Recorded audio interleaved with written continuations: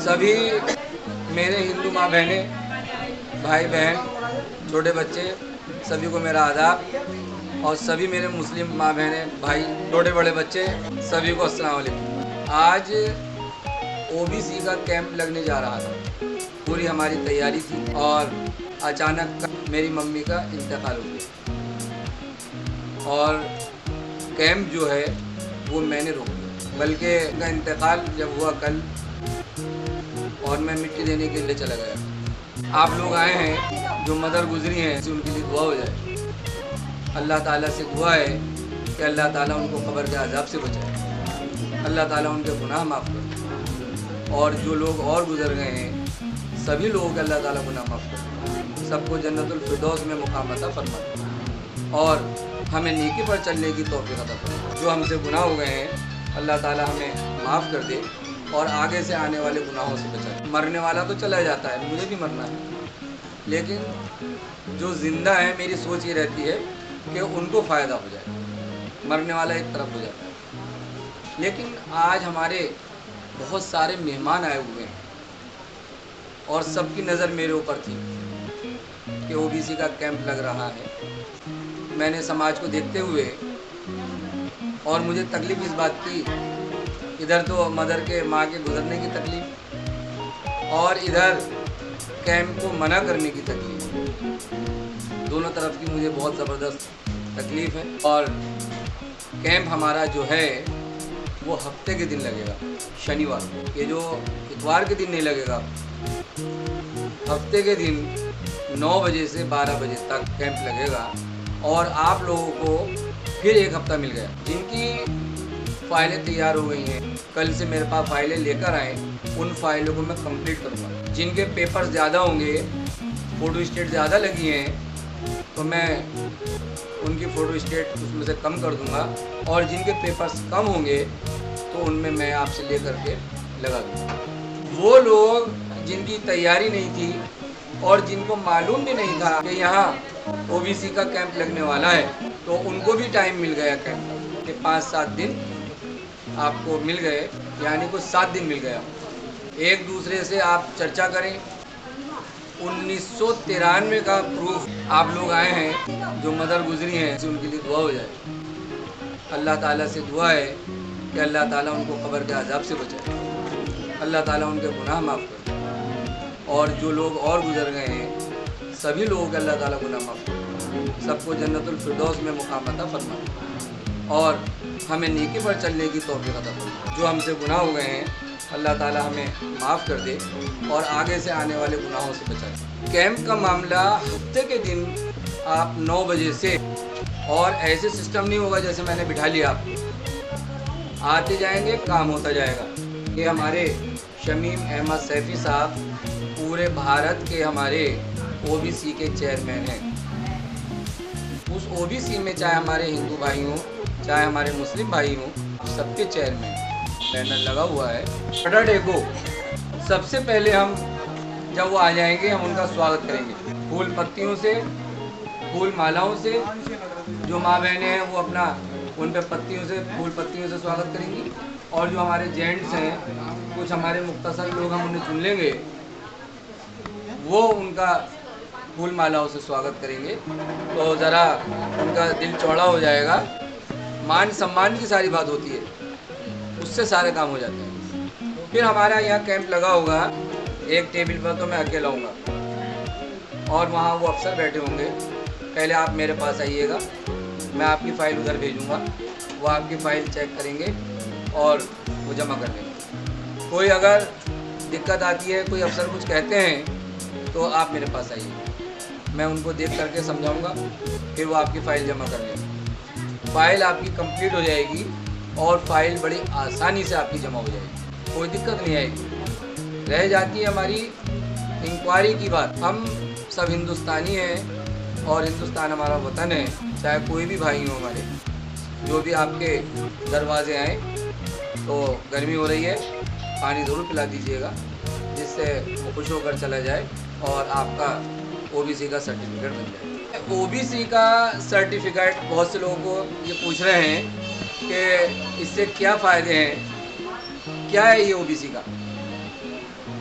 सबसे पहले तो मैं ये बता दूं कि ओबीसी ऐसी चीज़ नहीं है पिछड़ी जाति के कि हम लोग नीच हैं और बाकी के लोग ऊंचे हैं। सबसे पहले ये कन्फ्यूजिंग ख़त्म कर दीजिए दिमाग से।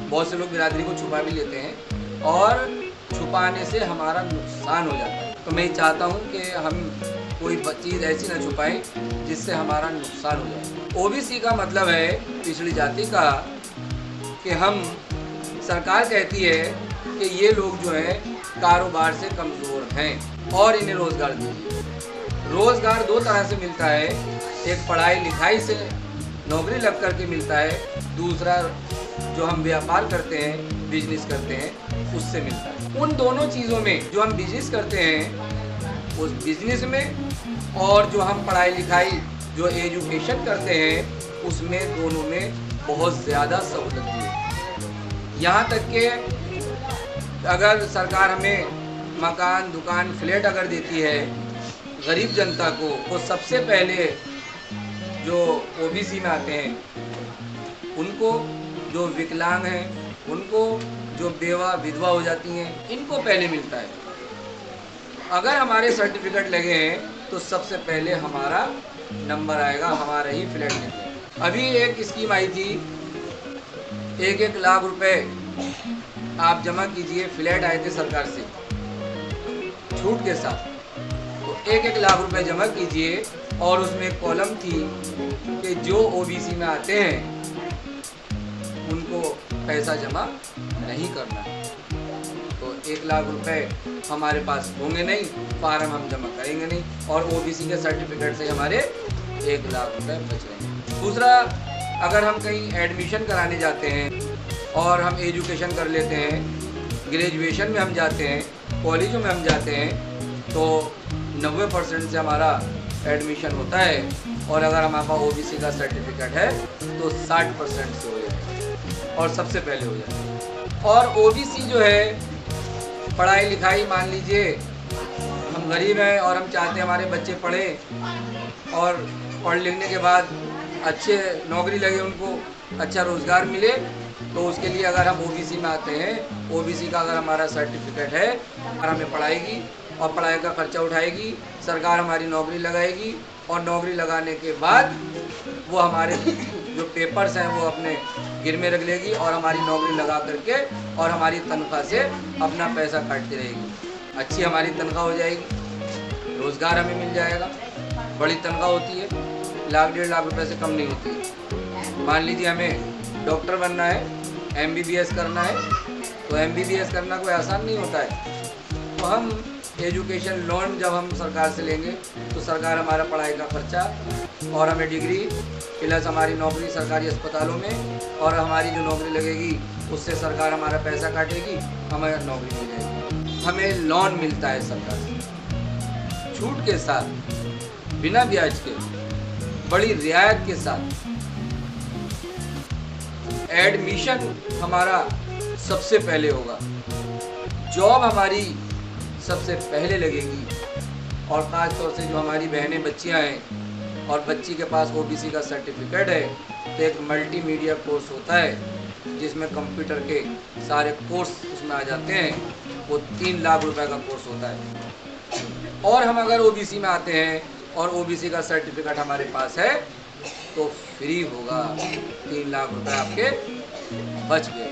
सरकार कहती है कि इन्हें जो पिछड़ी जाति के हैं, जो ये कमज़ोर हैं, जो कारोबार से कमज़ोर हैं, इन्हें उठाइए, चाहे पढ़ाई लिखाई के ज़रिए करके इन्हें रोज़गार दीजिए, चाहे रोज़गार से ही इनको व्यापार में बिना ब्याज के इन्हें लोन दीजिए। और भी ज़्यादा इसके फ़ायदे हैं।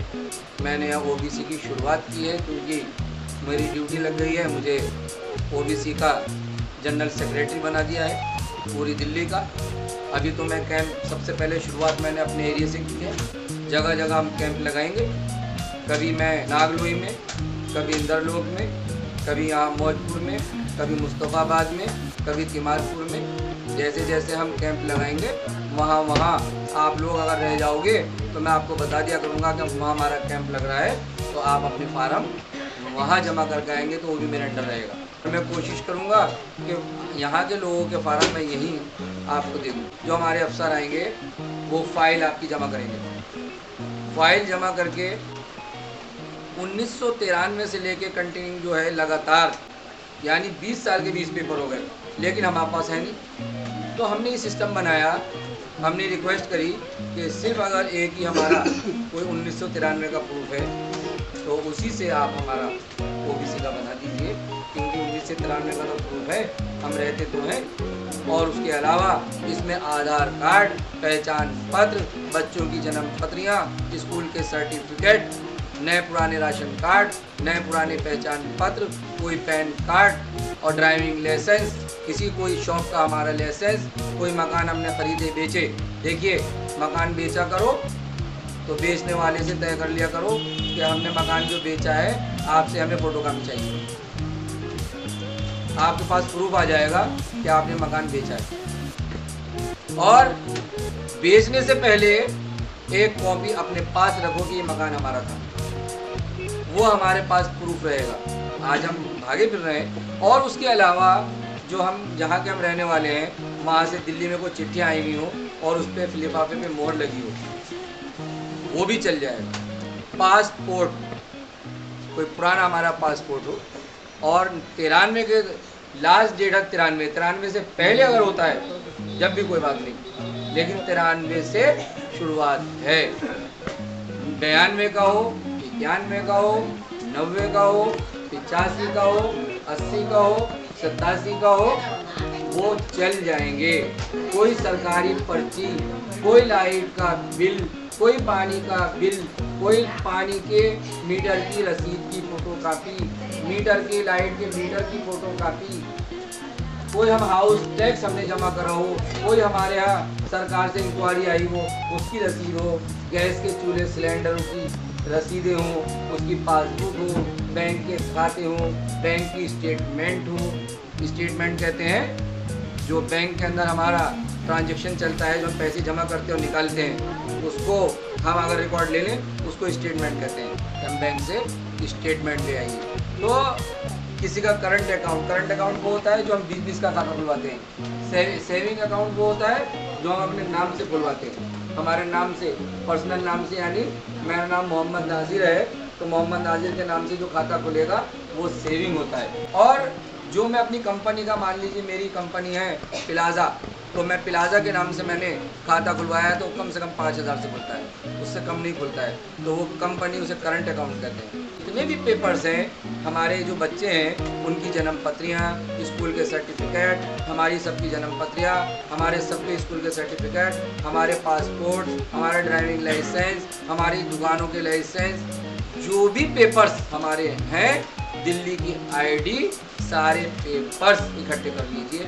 जो यहाँ आज बैठे हैं जिनकी फाइलें पूरी हैं तो मुझे बड़ी खुशी है, उनके तो हो जाएंगे इंशाल्लाह। और जो आज नए आए हैं उनको मैं बता रहा हूँ, ये सारे पेपर्स आप कर लीजिए, 5-7 दिन आपको मिलेगा। ये अल्लाह का निज़ाम है। देखिए, आपका हमारा काम कोशिश करना है। नहीं मालूम था कि मदर चली जाएंगी, खुदा के हाथ में कैंप, सारी तैयारी हमारी रखी थी। और वहाँ 2 लड़के हमारे बाहर बैठेंगे टेबल डालकर, 2 लड़का हमारे इस बाहर बैठेंगे टेबल डालकर, सारे अफसर हमारे अंदर बैठेंगे, क्योंकि गर्मी का माहौल है। अपना धीरे धीरे आते रहें, काम कराएं। सबसे पहले हम स्वागत करेंगे, सभी घंटों को बैठेंगे, पहले उनका स्वागत करेंगे क्योंकि बड़े अफसर हैं, ये पहली बार आपके एरिया में आ रहे हैं, बहुत बड़ी बात है ये। OBC के बारे में मैंने आपको जानकारी दी है, OBC के मैंने फ़ायदे भी बताए हैं। इसके अलावा देखिए, एक मीटिंग चल रही थी और मैं अब OBC के बारे में बता रहा था, अंसारी बिरादरी के बारे में, कुरैशी बिरादरी के बारे में, मलिक बिरादरी के बारे में मैं OBC के फ़ायदे बता रहा था। तो बड़े जज्बात में मेरी एक बहन उठी, कहने लगी, भाई हमारा खान पठान का क्या होगा, आप सबको तो इतने फ़ायदे करा रहे हैं, ठीक है, हम लोगों का क्या होगा। गरीब गरीब होता है और हम ये आवाज़ उठा रहे हैं कि OBC में वो आना चाहिए जो गरीब है, वही OBC होना चाहिए जो गरीब है। OBC में जो हम लोग आते हैं बड़े अमीर भी हैं, लेकिन हमने ये आवाज़ उठाई है कि जो गरीब है वही OBC है। और सारे गरीबों को इसका फ़ायदा होना चाहिए, और जो अमीर है वो ओबीसी में नहीं आना चाहिए। ये हमने आवाज़ उठाई है और कोशिश हमारी रहेगी कि सारे ही लोग इसमें, सभी लोग, गरीब लोग आ जाएंगे। इनकम का सर्टिफिकेट, आय प्रमाण पत्र यानी आमदनी का, जो हम काम करते हैं उसका, और आमदनी क्या होती है ये उनके लिए तरीका है। बाकी ये तरीका सबको अपनाना है। कभी आप कहें कि जाति प्रमाण पत्र बनवा लिया, तो मैं उनको बता रहा हूँ कि जो ओबीसी में नहीं आते, और आप सभी लोगों को मैं बता रहा हूँ कि इनकम सर्टिफिकेट आमदनी का ज़रूर बनवाया करो। आपको ऐसे लगेगा कि काम में नहीं आ रहा। मान लीजिए मैंने एमए कर रखा है इकोनॉमिक्स से, और कहीं अगर मुझे जॉब लगने लगी तो ऐसे तो लग नहीं जाएगी, मेरे रिजल्ट तो लिए जाएंगे। और जब तक मेरी नौकरी नहीं लग रही, जब तक मुझे ऐसा लग रहा है, मैं सोचता हूँ कि मैंने पढ़ाई लिखाई करी तो मेरा तो सारी पढ़ाई लिखाई बेकार है, मेरी तो नौकरी नहीं लगी। ऐसे ही इनकम सर्टिफिकेट के बारे में आप बहुत से लोगों की सोच है कि हमारा बन गया, साल भी पूरा हो गया और काम में भी नहीं आया। काम में लाने के तरीके हैं इसके। अगर कोई बीमार होता है और इनकम सर्टिफिकेट आपका बना है और अस्पताल में वो खर्चा मांग रहा है, डॉक्टरों को भी एक्सपीरियंस नहीं होता है। कभी आप सोचो ये डॉक्टर है तो बहुत कुछ जानता है, वो सिर्फ हमारी बॉडी को जानता है कि हमारी बॉडी के अंदर क्या क्या चीज़ें हैं और कैसे वो उसको ठीक करेगा, बस। सारी नॉलेज नहीं होती है। वकील होते हैं, उन्हें सिर्फ वकालत का पता होता है, कि वो उन्हें कानूनों का पता होता है कि हमें इसको कैसे बचाना है, इसको कैसे निकालना है, क्या कानून है। हर किसी का काम अलग अलग होता है, सबके काम अलग अलग होते हैं। और डॉक्टर ने कहा कि इतना खर्चा आ रहा है, अब आपने उसको इनकम सर्टिफिकेट दिखा दिया कि देखिए ये मेरा बना हुआ है, और वो डॉक्टर आपसे कहेगा तो बेकार है, ये किसी काम का नहीं है। आपके दिमाग में आएगी अरे तो किसी काम का नहीं है, ये तो डॉक्टर कह रहा है, ये तो पढ़ा लिखा आदमी है, डॉक्टर है, अस्पताल में है, और इसने तो ये कह दिया कि किसी काम का नहीं है, तो काम का नहीं होगा। आप सब इस चीज़ को समझें कि डॉक्टर का काम सिर्फ डॉक्टरी का, उस एक्सपीरियंस। जब वो आपके सामने खर्चा रखता है कि 2 लाख का या 3 लाख का या 1 लाख का, या अटैक पड़ जाए, वाल पड़ता है, खर्चा लगता है, तो आपको क्या करना है, इनकम सर्टिफिकेट लेकर इंक्वायरी पे जाना है, जहाँ पूछताछ लिखा होता है, जहाँ जानकारी दी जाती है। जब हम किसी हॉस्पिटल जाएंगे, सब जगह एक छोटी सी खिड़की बनी होती है और वो लिखा होता है पूछताछ जानकारी। वहाँ आप जाइए, कहना आप उससे कहिएगा कि हमें वो रूम बताइए जहाँ से फ्री इलाज का फार्म मिलेगा। वो आपको रूम में भेजेगा, वहाँ से फार्म लाइए, और फार्म लाकर इनकम सर्टिफिकेट की फोटोकॉपी, राशन कार्ड, पहचान पत्र, आधार कार्ड, लाइट का बिल जहां आप रहते हो उसमें पिन कर दीजिए और डॉक्टर के पास ले जाइए कि इसके अंदर आप अमाउंट भर दीजिए, पैसा भर दीजिए जो खर्चा आ रहा है। डॉक्टर उसमें सारा पैसा भर के मुहर लगा करके साइन करके आपको देगा, आप उस खिड़की पे जमा कर आइए, सारा इलाज। मेरी माँ बहनें कुछ आई, बहुत से सब समझदार हो गए हैं, बहुत लाखों लोग माशाल्लाह होशियार हो गए हैं और खुद दूसरों को भी सिखा रहे हैं। मुझे बड़ी खुशी होती है कि, लेकिन कई लोगों ने मुझे ये बात बताई कि वो डॉक्टर ने मना कर दिया। उसने मना आपको ऐसे नहीं किया है, उसे पता नहीं है क्यों मना किया है। उसको सिर्फ इतना मालूम है कि किस बीमारी की दवाई हमें क्या देनी है, वो ये पढ़ के आया है। वो ये पढ़ के नहीं आया है कि इस इनकम के सर्टिफिकेट से क्या क्या इलाज फ्री होंगे, क्या क्या नहीं होगा। और ये चीज़ आपको नाजिर भाई के अलावा कोई बताने वाले भी नहीं है। वो बताता हो तो बता दीजिए। गुमराह करने वाले बहुत होंगे, आपको कोई नहीं बताएगा क्यों लोगों का फ़ायदा हो रहा है, क्यों फ्री इलाज हो रहा है इनका, क्यों इनके काम बन रहे हैं। एक इनकम का सर्टिफिकेट, ओबीसी जाति प्रमाण पत्र, आप लोग यकीन कर लीजिए दिल के अंदर कि चाहे हमें कितने धक्के खाने पड़े, देखिए हम अपने पहनने में कमी कर लें, हम अपने खाने पीने में कमी कर लें, सब्जी में थोड़ा घी कम डाल लेंगे। कपड़ा हम अगर पहनना है 500 का तो 200 का पहन लेंगे। तो आप इस चीज़ को ध्यान करके अपना बजट कम करके और ये चीज़ें ज़रूर बनवाइए। और सुनिए, ये जो जाति प्रमाण पत्र है, जिंदगी में एक बार बन गया हमेशा बन गया। अगर हमें 10 धक्के भी खाने पड़ रहे हैं, क्या प्रॉब्लम है, क्या परेशानी है? एक बार बन गया हमेशा के लिए बन गया। इनकम सर्टिफिकेट 1 साल के लिए, उसको आप ये सोच के बनवाइए कि ये एक चेक और कब कैश होगा, जब हमें कोई प्रॉब्लम आएगी, जब वो कैश होगा। मैं तो ये कहता हूँ, अल्लाह ताला आपको हमें महफूज रखे रब्बुल आलमीन, और कोई आपको परेशानी ना आए, लेकिन अपनी हिफाजत बड़ी ज़रूरी है। उसके लिए हर साल जब डेट ख़त्म हो जाए, इनकम सर्टिफिकेट नंबर 1।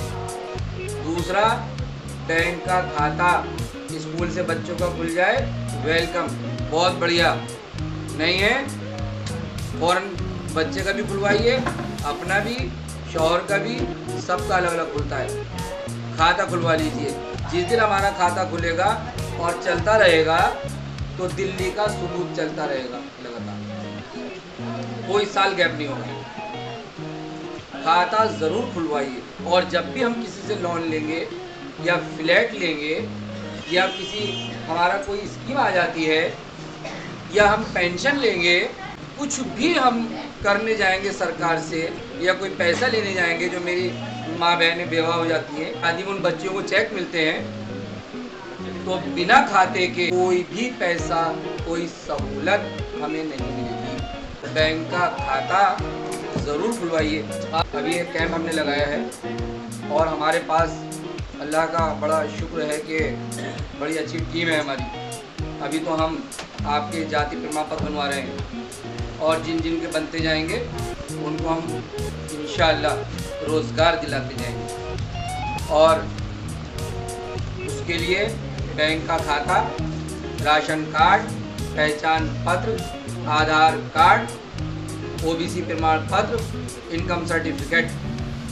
बहुत से लोगों के माइंड में ये होता है कि हमारा ये चीज़ उस पते की है, और इस पर दिल्ली का कोई से भी कोने की कोई चीज़ ख़राब नहीं थी। कुछ हमारी माँ बहनें भाई ऐसे सीधे हैं कि आज हमने मकान यह लिया, हमारा पहचान पत्र इस मकान का बन गया और कल को हमने बदल दिया, तो वो बदलने के लिए भागे फिरते हैं। बदलना नहीं है हमें, उसी पते पर रहिए आप। क्यों? हम किराएदार, कभी हम आज यहाँ तो कल वहाँ। इसलिए हमारी वो चीज़, सरकार जब भी कोई चीज़ मांगेगी वो कहती दिल्ली का प्रूफ लाइए। बहुत से को माइंड में ये रहता है कि मेरा लाइट का बिल जमा नहीं हुआ या पानी का बिल जमा नहीं हुआ, तो इसको हम कैसे लगाएं इसमें। बिल जमा हो या ना हो, चाहे आपका बिल लाखों का हो, चाहे 0 का हो, चाहे 10 रुपए का हो, चाहे 10 लाख का हो या 100-200 का हो, उससे कोई लेना देना नहीं। एक प्रूफ चाहिए सबका, बेधड़क लगा दीजिए आप। चाहे 5 किलोवाट का हो, चाहे कारोबार का कमर्शियल लगा हो, चाहे घरेलू मीटर लगा हो, कोई सभी लगा हो, तो उसकी सिर्फ एक आईडी चाहिए होती है और उसकी फ़ोटो कॉपी आप लगा दीजिए। ये पर्चियाँ कितने लोगों पर होंगी कि जो बैंक के खाते खुले हैं, और ख़ास तौर से ज़ाफराबाद के पीछे मछली वाले की तरफ भी बहुत लोगों ने बनवाए। ये फ्री में खुला है, और फ्री का मतलब ये नहीं है कि सरकार अब फ्री कर दिया तो फ्री हो गया। ये भी बहुत बड़ी सहूलत है कि हमारा खाता बिना पैसे के खुल गया। कि 500 रुपये या 500 नहीं बन रहा है तो कभी 100 जमा कर आओ, फिर 100 करा दो, फिर 100 करा दो, कम से कम 500 रुपये आप जमा करा दीजिए, और नहीं तो कम से कम 1000 रुपये। जिनके पास ही पर्चियाँ हैं वो अपना जहाँ ही आपने जहाँ से आपकी पर्ची मिली है, जहाँ आपका एक खाता खुला है, वहाँ आप जाएं, 500 रुपये जमा करें उसके पास। वो एक स्लिप देगा, एक पर्ची देगा, वो पर्ची लेकर बैंक जाइए, बैंक से इतनी बड़ी पासबुक मिल जाएगी। और पासबुक नहीं ली तो आप परेशानी में रहेंगे। उस पासबुक में जब हम पैसा जमा कराएंगे उसी में एंट्री होगी, वही मशीन में डालते हैं, क्यों निकाल के दे देते हैं, सारी एंट्री आ जाती है। वो पासबुक हमें नहीं छोड़ना। ध्यान रहे, ये खाता जो है सरकारी बैंक का खाता है। 140 बिरादरियां हैं इसमें जो ओबीसी में आते हैं। जिसको ये शक हो कि हम भी ओबीसी में आते हैं और बिरादरी उनकी समझ में नहीं आ रही है, तो वो हमसे सलाह कर लें, हम उसको देख लेंगे। वैसे हमारे यहाँ तो कोई ज़ात बिरादरी है नहीं, हम सब अल्लाह और अल्लाह के नबी और कुरान पाक के मानने वाले हैं। हम सब आदम अलैहिस्सलाम से हैं, माँ हुआ हमारी माँ है, आदम अलैहिस्सलाम हमारे बाप, हम उस परिवार से हैं, सब एक हैं, कोई गैर नहीं। तो ज़ात बिरादरी तो हमारे यहाँ है नहीं, लेकिन सरकार ज़ात बिरादरी से अगर हमें फ़ायदे दे रही है तो हमें लेनी चाहिए। जो जो काम करता रहा वो उसी कबीले में जुड़ता गया। मैं अंसारी कबीले से, अंसारी बिरादरी से हूँ मैं, और अमरोहा का मैं रहने वाला हूँ। अब जो अंसारी लोग हैं आल दिल्ली के, पूरी दिल्ली के जो अंसारी हैं कि आप अंसारी हैं, एक लेटर ये ज़रूर मांगते हैं, सरकारी महकमे के लोग ज़रूर मांगते हैं कि ये बिरादरी के हैं या नहीं हैं। और जब हम ये लेटर लगा देंगे, एक फ़ोटो आपका लगा दिया, मैं इसमें कह रहा हूँ कि ये बहुत लंबे टाइम से दिल्ली शहर में रहते हैं और अंसारी बिरादरी के हैं, मैं इन्हें जानता हूँ और मैंने अटैच करके इन्हें दे दिया। अब सरकार इसको मानी कि ये अंसारी बिरादरी। अब हमारे मलिक बिरादरी के, कुरैशी बिरादरी के ये जो लोग हैं, उनके प्रधान भी यहाँ तो हफ्ते के दिन यहीं बैठे होंगे, वो आपको लेटर बना करके हाथों हाथ देंगे और उसमें लगाएंगे। अंसारियों का मैं दूंगा, कुरैशी बिरादरी के दूसरे होंगे, रंगरेज के भी होंगे, सैफी बिरादरी के भी होंगे, मलिक बिरादरी के भी होंगे, कुरैशी बिरादरी के भी होंगे, सब वो लेटर बनाएंगे और आपसे जानकारी भी लेंगे। सुन लीजिए, कोई पकड़ा गया इंसल्ट हो जाएगी, झूठ नहीं बोलेगा कोई बिरादरी में। और मेरा भी थोड़ा ध्यान रखना, मैं एक सीधा सच्चा इंसान हूँ, मैं फटाफट आपको अटैच करके दे रहा हूँ। सिर्फ जो अंसारी हैं वही कराएंगे, और ऐसा नहीं हम अंसारी बन जाए, अंसारी नहीं है तो, या कुरैशी नहीं है तो कुरैशी बन जाए, मलिक नहीं है तो मलिक बन जाए। और हमने अगर कोई जाली काम किया और हम इस बिरादरी के नहीं हैं और हम पकड़ में आ गए तो सीधे जेल है। 1993 का प्रूफ तो होता नहीं। अब हमें फैसिलिटी भी दिख रही है सरकार से कि इतनी बड़ी सहूलत हमें मिल रही है और हमारा ओबीसी का जाति प्रमाण पत्र का हमारा बन ही नहीं रहा। अब हम करते क्या हैं, दलालों पे जाते हैं। कोई दलाल आपके कहने के मुताबिक बता रहा हूँ मैं, मुझे सही बात का नहीं मालूम है। कोई दलाल आपसे 2500 लेता है, कोई 3 लेता है, कोई 5 लेता है, कोई 4 लेता है। अब वो आपका जाति का प्रमाण पत्र बना के दे देता है। आप बनकर भी आ गया हमारे पास, नेट पर भी है, ओरिजिनल भी है, नंबर 1 का भी है, लेकिन हमारी फाइल जो उसने वहां जमा की है वो जालसाजी, उसमें पेपर्स हमारे उसने किसी के कुछ आगे पीछे करके गलत पेपर लगा दिए। किसी ने ओबीसी का पैसे दे करके और वो ओबीसी बनवा लिया। पेपर हमारे पास 93 से 93 के पहले नहीं थे, और ओबीसी से हमारी पढ़ाई लिखाई भी हो गई, ओबीसी से हम वो बड़े ओहदेदार भी बन गए, हमें कार बंगला भी मिल गया और बड़े इमेज वाले भी हो गए। और कोई दुश्मन अगर आपका लग गया और उसने वहाँ कंप्लेंट कर दी कि इनकी फाइल की जांच की जाए, आजकल बड़ा आसानी से जांच हो जाती है। एक RTI लगती है, राइट ऑफ इंफॉर्मेशन, कि सबको हक है अपनी जानकारी लेने का, 10 रुपये की पर्ची कटती है। अगर वहाँ उसने जानकारी ले ली और वो फाइल निकल कर आ गई, उस फाइल में जो हमारे गलत पेपर लगे हैं, हमारी कार भी छीन जाएगी, हमारी नौकरी भी छीन जाएगी, हम गरीब भी हो जाएंगे और हम जेल भी चले जाएंगे और बेइज्जती समाज में हो जाएगी। क्या रह जाएगा? बेरोजगार भी हो जाएंगे। ये काम हमें गलत नहीं करने हैं। मेरी माँ बहनें यहाँ बैठी हैं, आप ऐसा समझ लीजिए कि अगर आप चाय बनाती हैं तो चाय में चाय की पत्ती पड़ेगी या उसमें कुछ और पड़ेगा? चाय की पत्ती डलेगी ना, बिना चाय की पत्ती के तो चाय नहीं बनेगी। एक बार दूध ना डले तो बिना दूध की चाय हम पी लेंगे, लेकिन बिना चाय की पत्ती के क्या चाय बन जाएगी? क्या उसमें हल्दी और मिर्च डालने से चाय बन जाएगी? इसी तरह जैसे बिना चाय की पत्ती के चाय नहीं बनेगी, उसी तरह 1993 के प्रूफ और उससे पहले के प्रूफ से आपका जाति का प्रमाण पत्र नहीं बनेगा।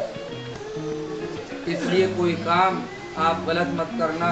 जल्दी में हम प्रॉब्लम ज़्यादा हम लालच में आकर के कोई गलत काम कर लें और कल को आने वाले टाइम में हम परेशानी में आ जाएं। आप ऐसा समझ लीजिए, अगर हम कोई मंजिल बना रहे हैं, मकान बना रहे हैं और बुनियाद डालने में कोई कमजोरी कर गए तो पूरी बिल्डिंग गिर जाएगी।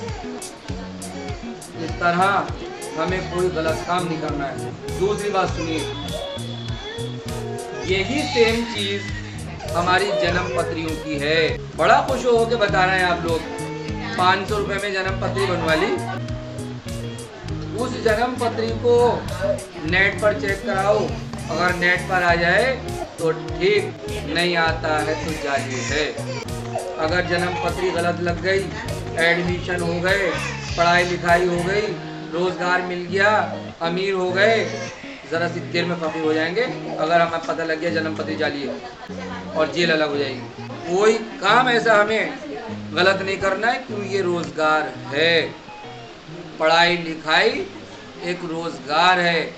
हम पढ़ाई लिखाई कराएंगे तो काबिलियत आ जाएगी। काबिलियत तो फ्री में है, लेकिन जब हम पढ़ते हैं रोजगार के लिए पढ़ते हैं कि हमें रोजगार मिले, हम पढ़ाई लिखाई करें, हमें जॉब लगे, फिर हम उससे नोट कमाएं, हमारे घर में खुशहाली है, हमारी तरक्की हो। अब हम मंजिल तो मंजिल चलते चले जा रहे हैं और अगर कहीं गलती कर गए, अब सब लोग बिल्कुल आलसी ना बने। 10 चक्कर भी लगाने पड़े लगा लो। जाति प्रमाण पत्र एक बार बनेगा, जिंदगी में हमेशा काम देगा। हमारा अगर दिल्ली का जाति प्रमाण पत्र बन जाता है तो सिर्फ दिल्ली में चलेगा। ये एक अलग बात है कि प्रूफ के तौर पे पूरे भारत में चल जाए, लेकिन सिर्फ दिल्ली में चलेगा। एक फोटो स्टेट, अगर आपके 5 मेंबर हैं तो 6 फोटो स्टेट कराइए, एक एक्स्ट्रा फाइल बना के अलग रख दीजिए। जैसे आपका दिल्ली का जाति प्रमाण पत्र बन जाएगा, उसके बाद मैं पूरे भारत का आपके जाति का प्रमाण पत्र बनवाऊंगा। वो फाइल तैयार रखना, तो उस टाइम भी उस फाइल की फिर 5 बनेगी, लेकिन एक एक्स्ट्रा हमारे जो फोटो स्टेट के थोड़े पैसे तो हमारे लगेंगे, लेकिन एक फाइल हमारी कंप्लीट हमारे पास रखी रहेगी, जो आने वाले टाइम में हम अपने थैले में या बैग में रख के पेपर इधर उधर नहीं भागेंगे। तो एक फाइल आप एक्स्ट्रा बनवाइए और उसे रखिए। अब तो मैं दिल्ली का बनवा रहा हूँ, और जिसका दिल्ली का बनता जाएगा हम पूरे भारत का बनवाते जाएंगे। उससे आपको क्या फ़ायदा होगा? हमें दिल्ली छोड़नी पड़ जाती है, या हमारी जो बच्चियाँ हैं शादी होकर बाहर चली जाती हैं, कहीं यूपी में चले जाएँ, कोई राजस्थान चले जाएँ।